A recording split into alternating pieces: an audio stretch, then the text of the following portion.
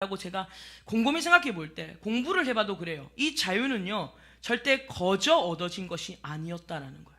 저와 여러분들이 지금 이렇게 자유롭게 교회를 다니고 자유롭게 예배를 드리고 우리가 자유롭게 이 대한민국에서 살아가는 것이 거저 얻어진 자유가 아니라는 것입니다. 누군가의 피의 희생, 누군가가 자신의 삶을 쏟아붓는 헌신이 있었기 때문에 지금 저와 여러분들이 이 자유를 누릴 수 있다라는 거예요. 이 우리나라가 현재 누리고 있는 이 자유는요, 이 독립투사들의 피와 땀과 눈물로 맺은 결실이라는 것을 우리는 잊어서는 안 됩니다. 그들이 이 자국을 지켜내기 위해서, 이 자국을 보호해내기 위해서 그들은요 그냥 허투루 한 것이 아니라 생명을 걸고 싸운 거예요. 자신들의 모든 피와 땀과 눈물과 희생을 쏟아부어서 그 외롭고 치열했던 삶을 통해서 오늘 얻은 결과가 뭐냐면 바로 지금 우리가 누리고 있는 독립이요, 자유요, 그리고 지금 우리나라가 이런 엄청난 발전과 성장을 이루었다라는 것입니다. 근데 지금은 사실 어떤 시대입니까? 그런 눈물과 땀과 희생의 시대가 지났어요. 그리고 지금은 그들을 통해서 얻은 결과를 누리는 편안한 시대입니다. 그러다 보니까 이 편안함이 계속되다 보니까요, 이제는 사람들이 수고하십시오, 땀 흘리십시오, 희생하십시오 라는 단어, 이러한 말에 대해서 이제는 자연스럽게 거부감을 가지게 되는 겁니다. 그리고 어떻게든 편안해지려고 하는 거예요. 어떻게든 편안한 삶을 추구하려고 발버둥을 치는 시대가 되었다라는 것입니다. 근데 여러분 기억하십시오. 여러분이 편안함을 추구하려고 할 때 그 편안함은 여러분에게 참된 안식을 줄 것 같지만 사실 그 편안함은 여러분에게 안식을 주는 것이 아니라 여러분을 무기력하게 만든다라는 거예요. 사람은 본성이 그래요. 서 있으면 뭐 하고 싶어요? 벌써 누워버리면 안 되잖아요. 그래도 한 번은 앉았다가 누웁시다. 벌써 누우시려고 성질도 급하셔라. 자, 서 있으면 뭐 하고 싶고 앉아있고 싶고 그 다음에 또 서 있는데 잠자고 싶고 그러시는 분 없죠? 서 있으면 앉아있고 싶고 앉아있으면 이제 좀 누웁시다. 또 누워있으면 자고 싶고, 근데 자다가 죽고 싶은 사람은 없잖아요. 자고 싶고. 그리고 여러분 누워있어 보세요. 앉아서 TV 볼 때랑 누워서 TV 볼 때랑 다르죠? 뭐가 더 좋아요? 누워서 볼 때가 더 좋죠? 뭐 꿀맛이에요. 일어나기가 싫어요. 여러분, 우리는요 편안함을 찾으면 찾을수록 안식이 오는 게 아니라 우리는 무기력해진다는 걸 아셔야 돼요. 그게 인간의 본성이라는 것입니다. 여러분, 그래서 사람들은요 교회에서도 점점 더 편안하게 예수를 믿으려고 하는 거예요. 점점 더 편안하게 예수를 믿으려고 하는 겁니다. 그래서 내가 굳이 수고하고 희생할 필요가 있을까? 내가 뭐 한다고 이렇게 누가 돈을 주는 것도 아니고 누가 알아주는 것도 아니고 내가 뭐하러 땀을 흘리고 내가 희생하며 내가 이렇게 수고할까? 그거는 목사나 그냥 목회자들이나 하는 짓이지, 교회에서 돈이나 받고 하는 사람들이 하는 짓이지 내가 뭐하러 이런 수고를 해야 되나? 사람들이 그런 생각을 하는 겁니다. 물론 다 그런 건 아니죠. 그런 생각을 하면서 사람들은요 점점 봉사의 자리, 헌신의 자리들을 점점점 피합니다. 내가 할 필요가 있냐라는 거예요. 그래서 사람들은요 대형 교회를 찾습니다. 자신의 존재를 드러내지 않고 그냥 조용히 예배만 드리고 오고 싶다는 거예요. 나 좀 편안하게 살고 싶다라는 것입니다. 여러분, 물론 교회에서 열심히 한다고 해서 다 좋은 신자는 아니에요. 교회에 와서 조용히 예배만 드린다고 해서 그 사람이 뭐 좋은 신자가 아니라는 의미는 아닙니다.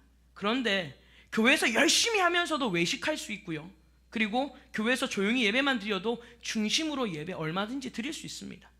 그런데 여러분, 중요한 것은 뭐냐면요, 우리의 수고가 남한테 보이려고 하는 자랑이 목적이 아니라 나의 경건의 훈련을 위한 수고와 헌신이 되면요, 여러분이 흘린 땀과 여러분이 흘린 수고와 여러분들이 하나님 앞에 드린 희생은요 결국 하나님 앞에 설 때에 영광의 면류관으로 바뀔 줄 믿습니다.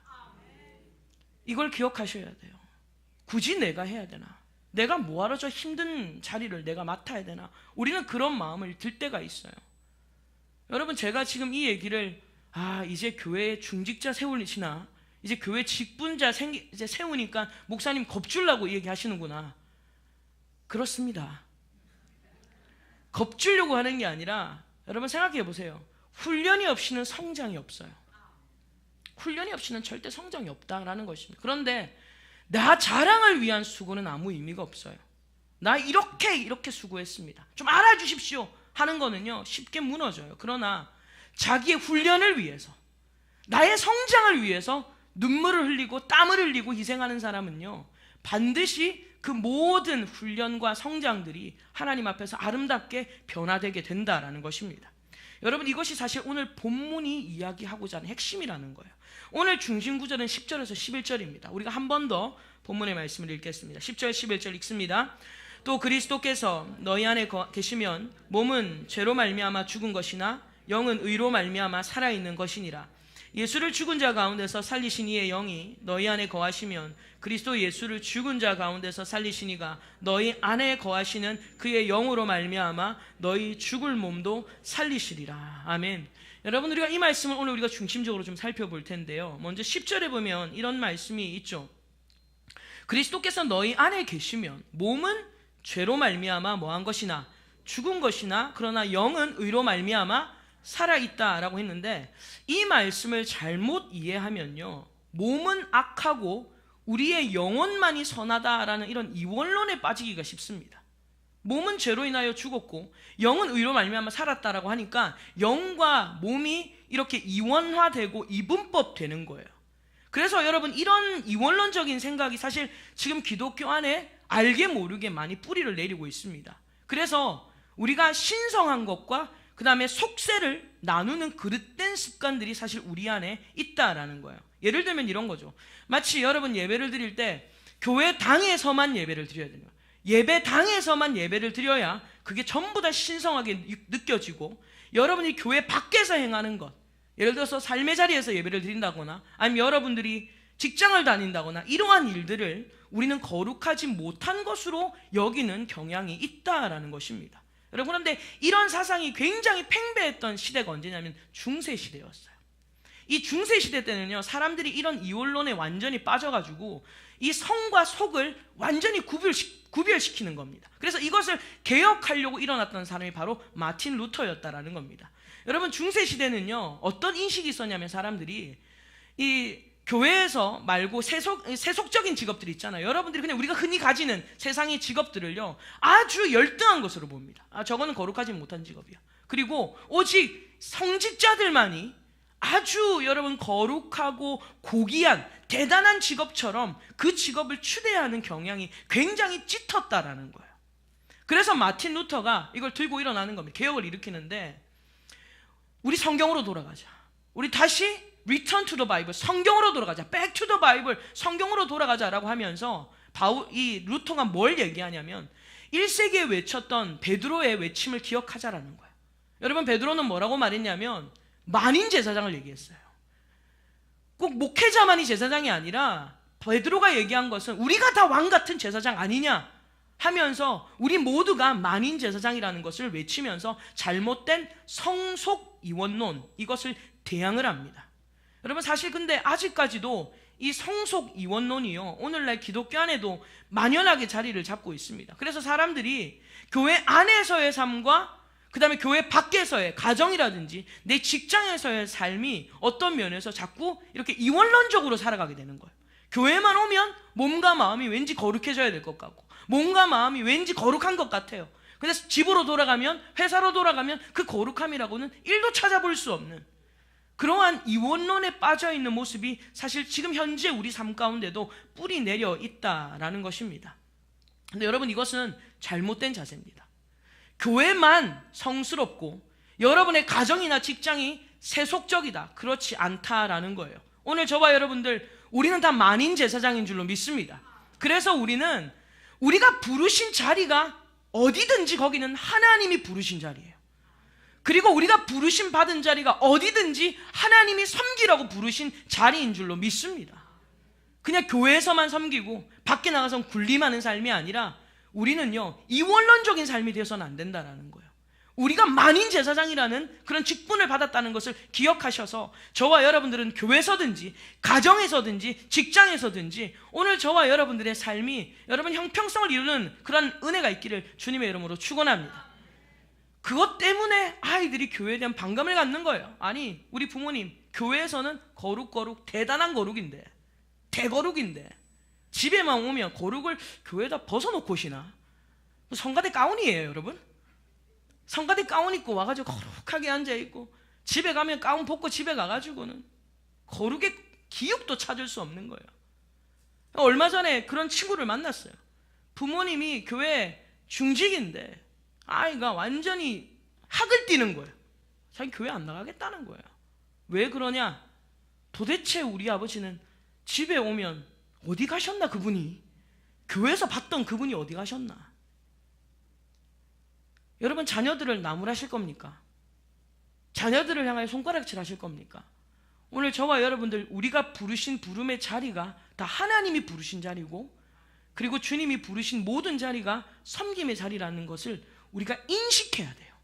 그렇게 완전하게 완벽하게 살아내진 못해도 그런 인식들로 우리의 생각이 개혁되어져야 된다는 거예요. 우리가 완전하게는 그렇게 못 산다고 해도, 그래도 가정에서도 하나님 나를 여기 거룩하라고 부르신 장소야. 직장에서도 마찬가지예요. 이런 깨어있는 인식들을 우리 심령에서부터 일어나기를 주님의 이름으로 축원합니다. 여러분, 그렇다면 오늘 본문에서 바울이 말하고자 하는 바가 뭐냐는 거예요. 몸은 죄로 말미암아 죽었고 영은 의로 말미암아 살았는데, 그럼 이거는 이분법적이고 이원론적인 것이 아니라면 무슨 의미인가라는 것인데, 여러분, 몸이 죄로 말미암아 죽었다라는 것을 의미를 먼저 살펴볼 때에, 이 몸이 죄로 말미암아 죽었다라는 것에 있어서 죽음은 어떤 의미냐면요, 죽음은 근본적으로는 하나님과의 단절을 말하는 거예요. 하나님과의 단절. 예를 들면 이런 겁니다. 아담과 하와가 하나님께서 그들에게 너희가 이 동산에 있는 건 다 먹어도 되는데 뭐만 먹지 말아라, 선악과 먹지 말아라, 선과 악을 알게 하는 나무는 먹지 말아라, 주님께서 그렇게 말씀하셨어요. 그러면서 너희 만약에 이거 먹으면 어떻게 된다? 그냥 죽는 것도 아니고 정령 죽으리라, 반드시 죽으리라, 그렇게 강조하셨어요. 그런데 우리가 성경을 읽어봐서 알죠, 여러분. 창세기 이제 1월달이니까 한번 읽어보십시오. 창세기 읽어보시면 나오지 않습니까? 여러분, 아담과 하와가 먹었어요. 그런데 죽었어요, 안 죽었어요? 안 죽었어요. 야, 하나님 거짓말쟁이네. 창세기부터 거짓말 빵빵 치시네. 여러분, 여기서 말하는 죽음은 육의 죽음 이전에 하나님과의 단절을 말하는 겁니다. 그래서 우리가 죄로 말미암아 죽는다는 것은요, 여러분이 죄 지으면 죽는다, 이런 의미가 우리의 육이 죽는 게 아니라 하나님과 단절되는 거예요. 여러분, 죄 지으면서 하나님과 영적인 교통 잘 되시는 분 한번 손 들지 마세요. 마음속으로 생각해 보세요. 마음속으로. 여러분, 죄 지으면서 하나님과 교통 되게 잘 되시죠? 답답해요. 괴로워요. 왜? 단절이기 때문이에요. 끊어졌기 때문이에요. 그래서 죄로 말미암아 우리의 몸이 죽는다라는 것은, 근본적인 것은 하나님과의 단절이에요. 생명의 근원이신 하나님과의 단절이에요. 근데 생명의 하나님이신, 근원의 하나님이신 하나님과 단절이 돼버리니까 여러분, 우리의 몸도 점점점 부패되고 결국 우리의 육신도 사망으로 가는 겁니다. 그래서 우리가 죽는 거예요. 사람이 왜 죽는지를 이제 아시겠습니까? 그래서 어떤 면에서는요, 사람들이 죽으려고 태어나는 거예요. 지금 하나님과 영적으로 단절되어 있는 사람들, 불신자들은요, 어떤 면에서 살아있지만 살아있지 않은 겁니다. 왜냐하면 죽음을 향해서 달려가니까요. 그래서 죽음이라는 것은, 근본적인 것은 바로 하나님과의 관계의 단절이다.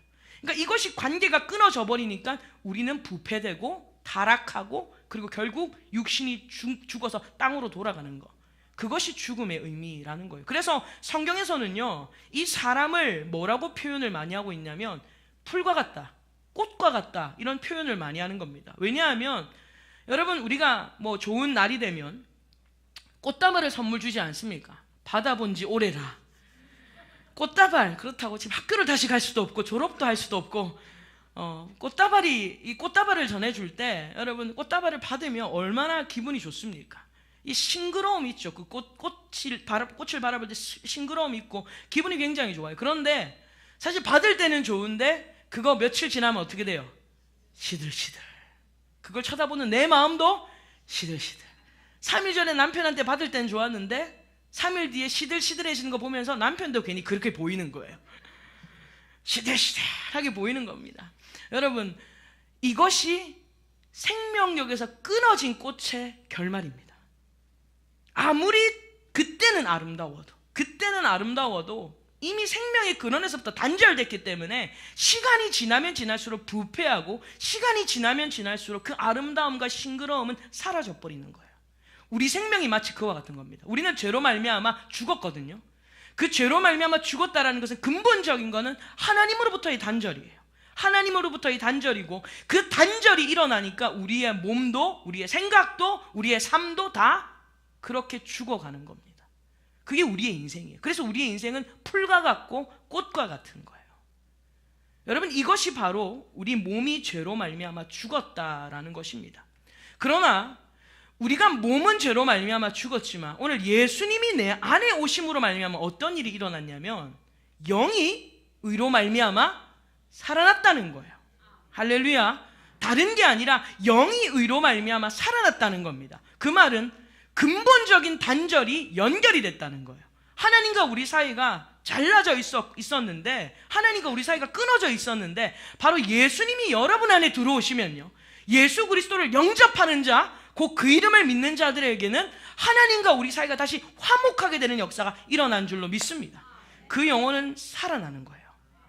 그런데 이 세상은요, 죄 때문에 저주받은 세상이에요. 그래서 우리는 아직까지 영은, 예수를 믿음으로 영은 살아났지만 몸은 아직까지 그 영향 속에 있는 겁니다. 아직까지 그 영향권 아래에 있는 거예요.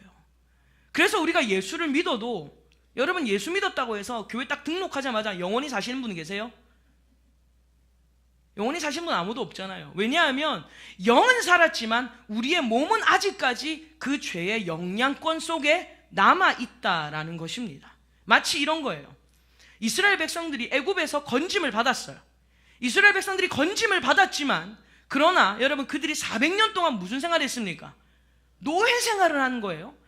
그래서 그들이 건짐을 받았지만 여러분 그들의 생각, 그들의 마음, 그들의 습관, 그들의 태도는요 여전히 노예 생활하던 모습이 잔재가 남아있는 거예요. 구원은 받았는데, 광야로 갔는데, 이제 가나안 땅으로 가야 되는데 여전히 생각하는 것이 노예 때의 모습, 노예 때 불평했던 것들, 원망했던 것들, 그런 것들이 여러분 우리에게 잔재로 남아있는 겁니다. 그래서 여러분 이 종업원들 보통 보면, 교회에서 이렇게 밑에서 일하거나 아니면 종업원들 보면 보통 입에서 불평 많이 해요, 안 해요? 하죠. 우리 사장이 어떠고 저쩌고, 우리 상사가 어떠고 저쩌고. 그래서 밑에 있는 사람들을 만나면 반찬이 이제 상사인 거예요. 열심히 씹는 겁니다. 질겅질겅 씹는 거예요. 그래서 여러분 이 이스라엘 백성들이 노예 생활을 하면서 입에 불평하고 원망하던 게 습관으로 몸에 배어 있는 거예요. 그러니 구원을 받아도 여전히 그 잔재가 그 속에 남아있는 것과 같다는 겁니다. 그리고요, 이 로마서 11장에 보면 바울이 돌감람나무와 참감람나무 비유를 얘기를 해요. 우리는 원래는 뭐였냐면 돌감람나무였어요. 돌감람나무는 열매를 맺을 수 없는 거예요. 그런데 이 돌감람나무, 구원이라는 것은 뭐냐면 돌감람나무의 가지를 잘라서 어디에 붙이는 거예요? 참감람나무에 붙이는 거예요. 그런데 참감람나무에 붙였다고 해서 열매가 바로 맺혀집니까? 아니라는 거예요. 바로 맺혀지지 않습니다. 왜냐하면 아무리 잘라서 붙여놔도 아직까지는 그 성질이 뭐냐면 돌감람나무의 성질이 그대로 있는 거예요. 그러니까 뭘 해야 되냐면 뿌리에서부터 올라오는 진액을 자꾸 받아 먹어야 돼요. 참감람나무에서부터 올라오는 진액을 자꾸 받아 먹어야 그 돌감람나무가 점점 접붙임이 되면서 점점 참감람나무로 변화되어져 가는 것입니다. 여러분, 이것이 바로 구원의 역사거든요. 구원이라는 것은 하나님 예수 그리스도가 우리 안에 들어오심으로 말미암아 우리의 영이 살아난 사건입니다. 이런 역사적인 사건이 일어났지만, 그러나 아직 우리의 몸은 여전히 사망의 영향에서 온전히 벗어나지 못했다라는 거예요. 그 증거가 우리 모두가 다 죽는다라는 거예요. 그래서 여러분 우리는요 뭘 해야 되냐면, 이제 우리의 영이 살아난 것으로만 끝나면 안 되고, 이제는 저와 여러분들이 해야 될 것이 뭐냐면 우리 안에 남아있는 죄의 잔재들을 끊어내야 되고, 외면해야 되고, 절제해야 되고, 피 흘리기까지 싸워야 될 줄로 믿습니다. 그걸 해야 돼요. 그거는 선물이 아니에요. 그건 저와 여러분들이 목숨 걸고 해내야 되는 일이라는 것입니다. 그래서 이런 싸움이 없이는요 우리 안에 남아있는 죄의 잔재들이 절대 나가지 않습니다. 절대 벗어나지 않습니다. 이 세상에 사는 동안 우리가 이 주님이 주시는 기쁨이나 평안을 맛보면서 사는 게 얼마나 축복이에요. 그런데 이 우리 안에 있는 죄의 습관들, 죄의 잔재들을 뿌리채 우리가 자꾸 끊어내지 못하면요, 우리는 평생 어떻게 살다 가냐면요, 죄책감에 눌리다 가는 거예요. 평생 죄책감 눌리다가, 그 다음에 평생 여러분 죄의 유혹 속에서 교회 와서 회개하고 밖에 나서 또 죄 짓고, 이거 반복하면서 마치 돼지가 토한 것을 도로 먹는 그런 삶만 평생 사는 거예요. 여러분, 올해가 황금 돼지해라면서요.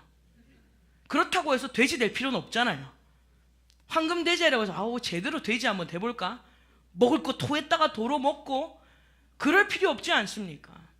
오늘 저와 여러분들이 이 땅에 사는 동안 우리는 지속적으로 경건에 이르기를 훈련해야 되고, 지속적으로 우리 안에 남아있는 죄의 잔재들을 끊어내는, 여러분, 이것이 우리에게 맡겨진 책임입니다. 이 책임을 다한 사람에게 주어진 게 뭐냐면 자유예요. 이 책임을 감당한 사람에게 주어지는 것이 자유고 평안이고 기쁨입니다. 여러분, 아무리 성경에서 기뻐하라고, 여러분 좀 기뻐하시라고 아무리 그래도 내 속이 괴로워 죽겠는데 웃음이 나와요, 안 나와요? 안 나와요. 오늘 지금 이 자리에 심령이 굉장히 괴로운 상태로 앉아 계시는 분들, 제가 앞에서 아무리 춤을 춰도 아무리 웃겨도 아마 뭐가 저렇게 재밌나, 재미 하나도 없다, 아마 그러고 계실 겁니다. 그런데 이 마음에 하나님이 주신 이 죄로 말미암아 내가 이겨내본 기쁨이 있는 사람들은요, 말씀이 꿀송이같이 들리는 거예요. 할렐루야. 말씀을 드려도 이해가 되고, 맞아 그렇지, 맞아 이게 되는 거예요. 그런데 그 죄에 눌려가지고 막 죄책감에 눌려가지고 앉아있으면요, 목사님이 하는 소리가 전부 다 나한테 하는 얘기 같고, 오늘 안 오려고 하다가 왔더니 어느 날 저런 소리 한다고 미워 죽겠는 거예요. 막 우리 목사님 잘 하시는 소리, 앞통수 봐도 믿고 뒤통수 봐도 믿고, 그냥 너무 마음이 괴로운 겁니다. 여러분, 이 땅에서 한번 사는 인생을 저와 여러분들 죄책감에 평생 눌리다가, 죄의 유혹에 매번 그렇게 눌리다가 살아가는 것보다 우리에게 맡겨진 것들을 감당하면서 주님 주신 자유와 기쁨과 평안을 누리는 은혜가 있기를 주님의 이름으로 축원합니다. 여러분, 상상해 보십시오. 숙취하지 않은 아이, 아무리 놀아도 마음이 불편해요. 잊어보려고, 숙제를 잊어보려고 노는 겁니다. 근데 아무리 잊어보려고 해도 잊혀집니까?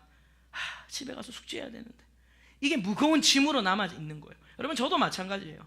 이 오늘까지 해야 할 분량을 제가 마치지 못하면요, 잠이 들면서도 꿈에서도 나타나요. 꿈에서도 제가 마치지 못한 어떤 일들을 마치지 못한 상태로 찝찝하게 잠이 들면요, 꿈에서도 그 일이 저에게 나타납니다. 그래서 제가 아침에 일어나면요, 피곤해 죽겠어요. 정말 그야말로 피곤해 죽겠습니다. 그게 저를 괴롭히는 거예요.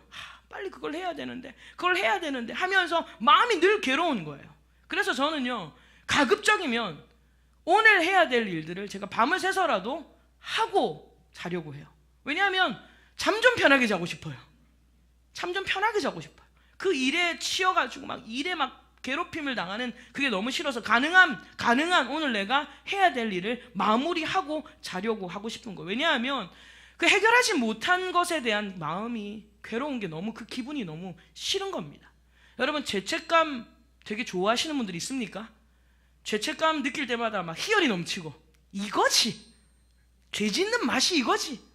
여러분, 그런 기분으로 살아가시는 분 계세요? 죄책감이란 이름만으로도 아마 여러분들은 치를 떠실 겁니다.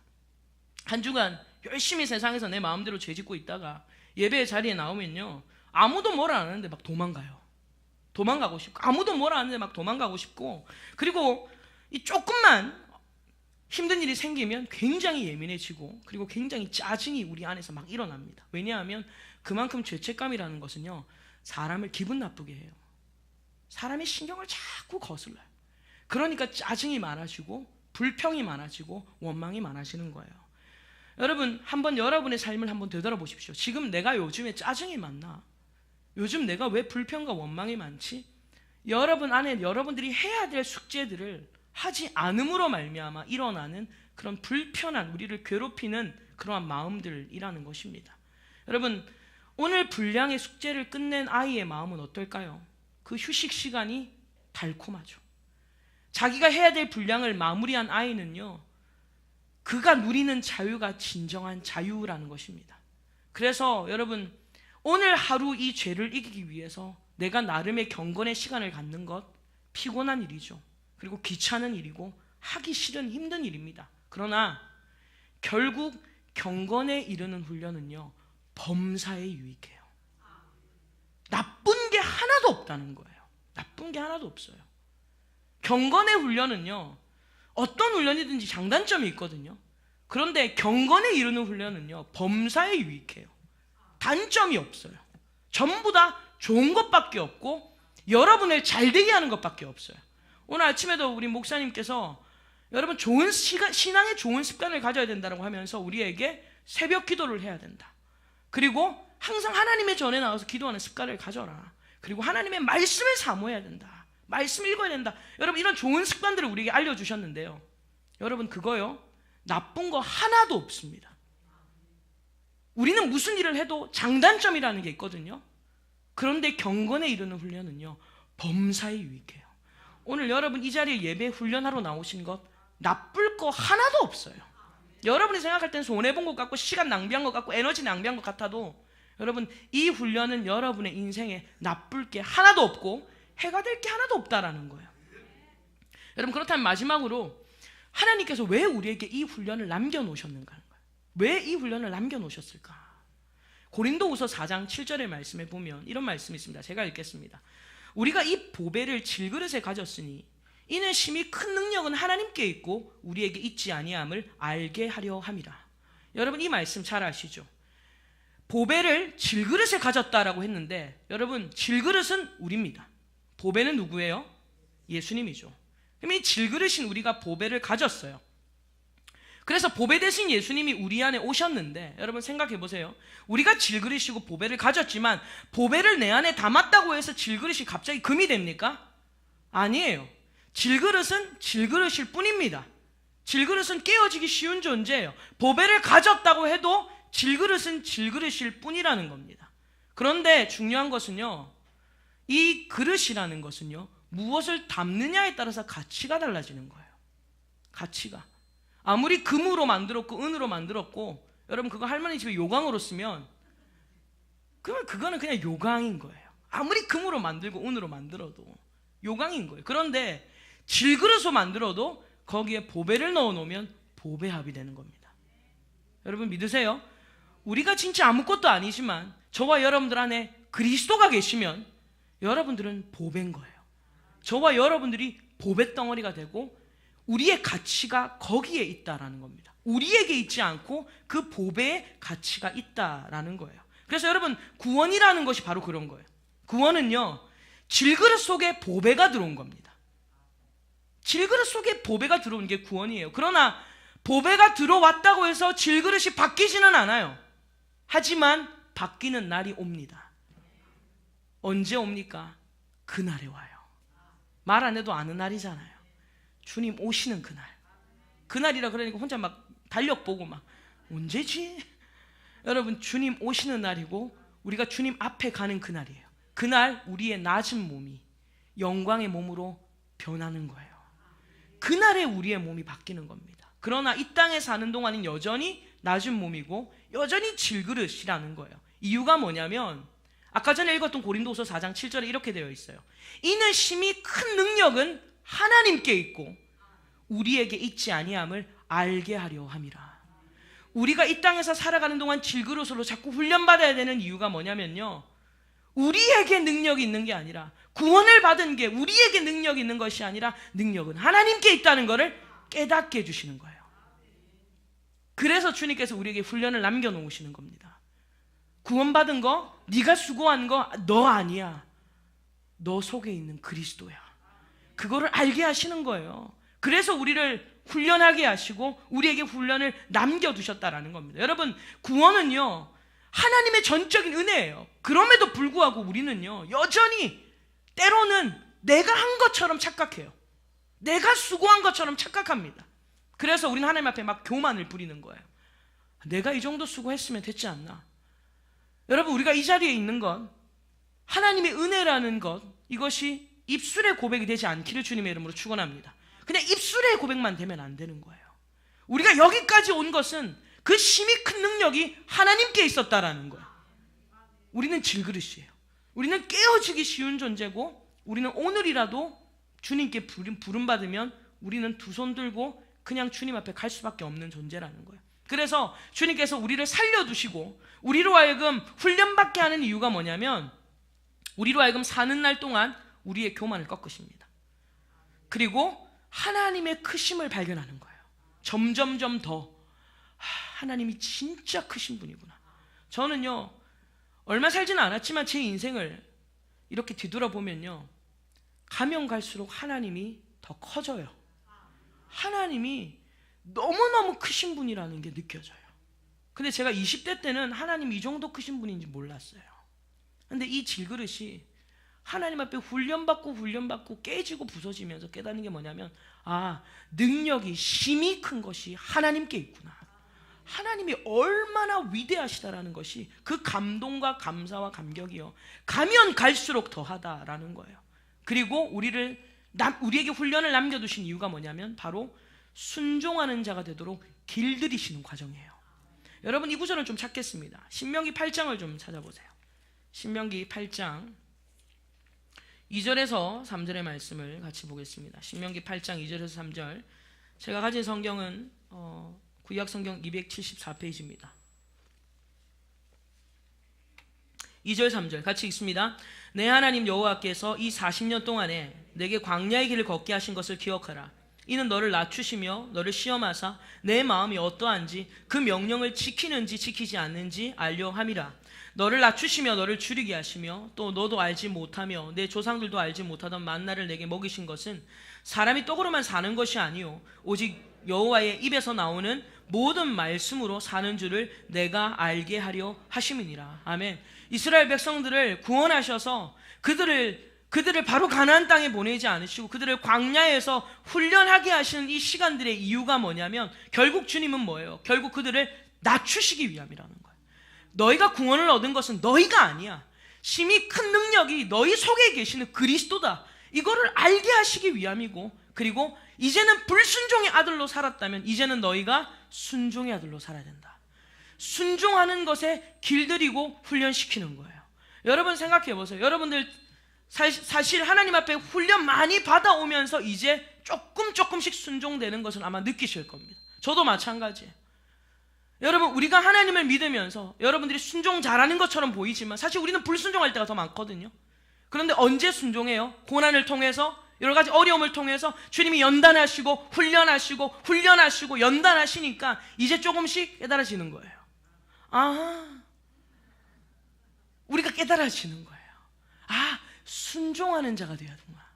이게 길들여지는 시간들입니다. 그래서 여러분, 길들여지는 것이 괴로워요. 힘들어요. 발버둥 칠 만큼 너무 어려운 일입니다. 그러나 여러분, 그것이 하나님의 자녀됨이라는 거예요. 주님의 자녀됨이라는 것을 우리 가운데 말씀하시는 거예요. 근데 여러분 4절 보십시오. 얼마나 은혜가 되는 말씀이냐면, 같이 읽겠습니다. 이 40년 동안에 내 의복이 헤어지지 아니하였고 내 발이 부르트지 아니하였느니라. 아멘. 할렐루야. 여러분, 우리가 훈련받는 시간들이 고되고 힘들고 손해보는 것 같아도요, 하나님이 책임지시는 거예요. 이들이 40년 동안 광야에서, 여러분 광야에서 옷이 헤어지지 않는다, 신발이 터지지 않는다, 말도 안 되는 소리예요. 옷이 다 헤어지고요, 신발이 다 부르틉니다. 그런데 이런 기적이 일어난 것이 하나님이 지키시는 거예요. 여러분, 훈련받는 것이 고되고 힘들고 너무 어려운 시기지만, 그러나 여러분들이 훈련받는 데 집중하면요, 하나님이 나머지는 역사하세요. 내가 제자 훈련 받고 하는 일에 여러분 시간 투자하면요, 어때요? 제자 훈련생들 보면 시간이 없어요. 막 휴식 시간도 없고, 그 다음에 막 회사도 어떤 날은 빨리 와야 되고 하니까 손해보는 게 얼마나 많겠어요. 차라리 그 시간에 일 좀 더 해서 돈 더 벌면 되잖아요.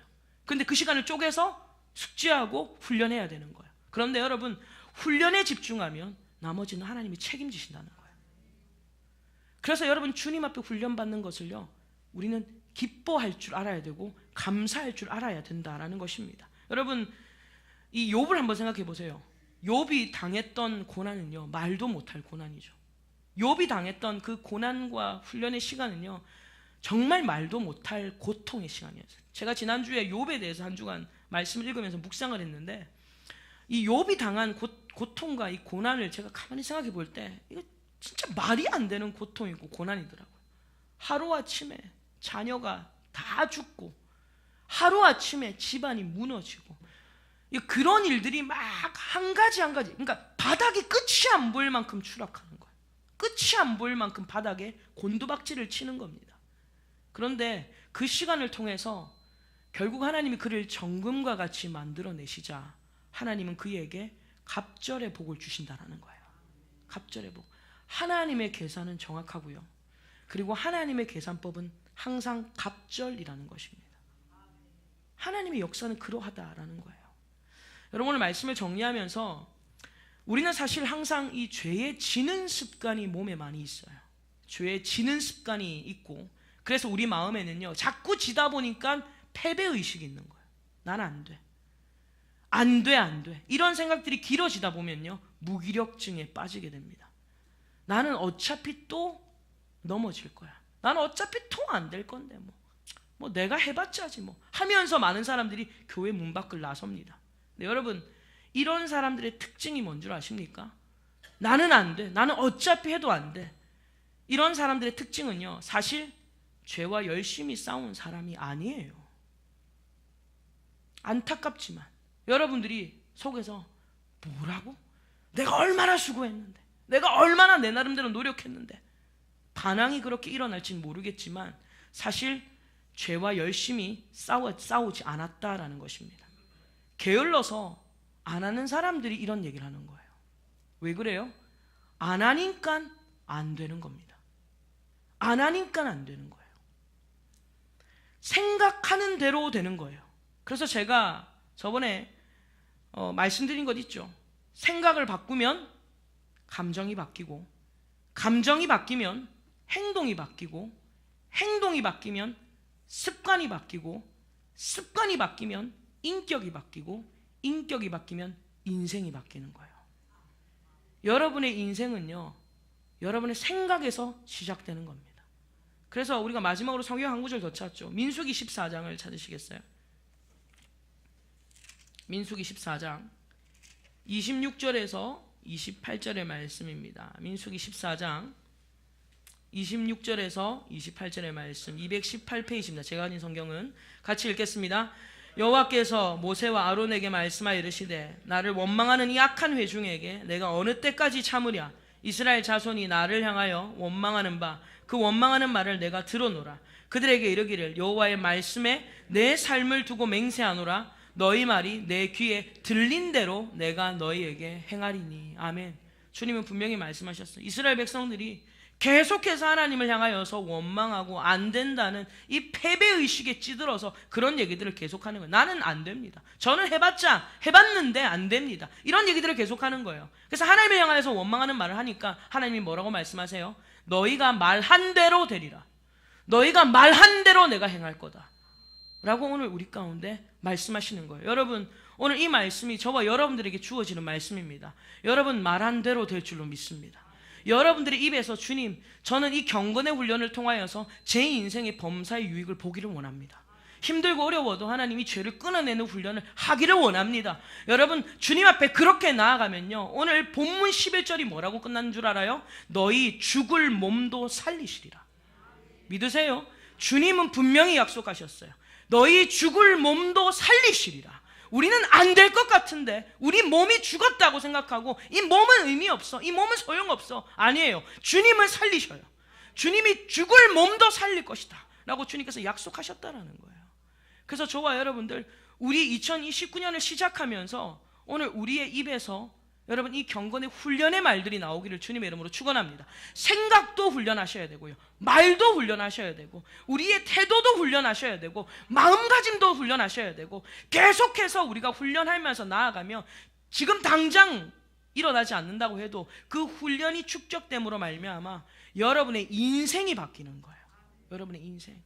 그래서 주시는 말씀, 오늘 낮에도 담임 목사님께서 좋은 습관을 가지라고 주셨던 이 말씀을 여러분의 마음판에 새기면서 여러분 이 일에 열심을 내셔야 되는 거예요. 믿으세요?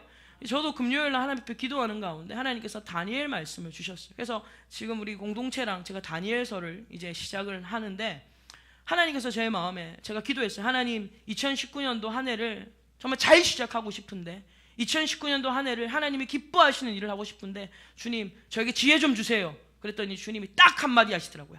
성경만 읽어라. 딱 그 한마디 하셨어요. 그리고 제가 마음에 기도하는 가운데 하나님께서 어떤 찬양을 주시냐면요, 나의 사랑하는 책, 그 찬양의 가사를 저한테 주시면서 그 찬양의 가사가 제일 마지막에 어떻게 끝납니까? 이 성경 심히 사랑합니다. 그걸로 끝이 나요. 제가 그날 금요일날 밑에 내려서 얼마나 그 감동에, 하나님 성경 심히 사랑합니다.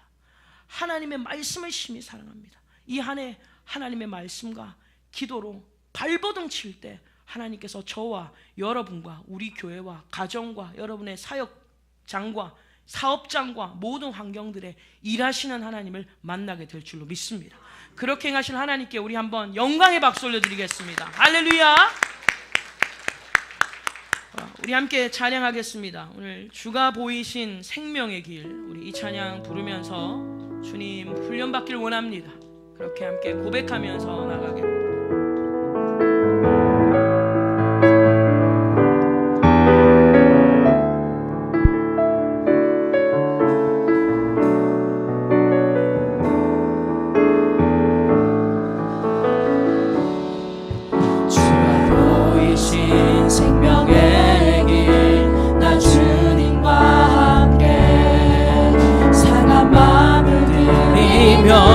주님 앞에 나가리.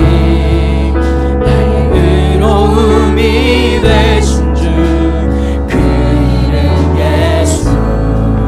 나의 길이 되신 이름 예수.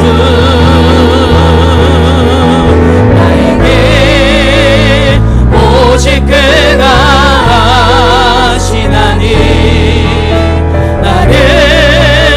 달려나신 후에 내가 정금같이 나아오리라. 주가 보이신 생명의 길, 주가 보이신 생명의 나 주님과 함께, 나 주님과 함께 상한 마음을 들이며 주님 앞에 나가리. 나의 의로움이 되신 주 그 이름 예수. 나의 길이 되신 이름 예수. 나의 길 오직 그가 하시나니. 나를 달려나신 후에 내가 정금같이 나아오리라. 나의 길 오직 그가 하십니다. 나의 길 오직 그가 하시나니. 나를 달려나신 후에 내가 정금같이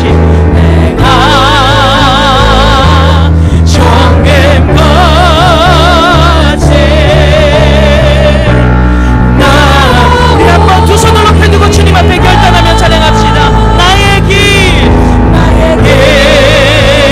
오직 그가 하시나니. 나를 달려나신 후에 내가 정금같이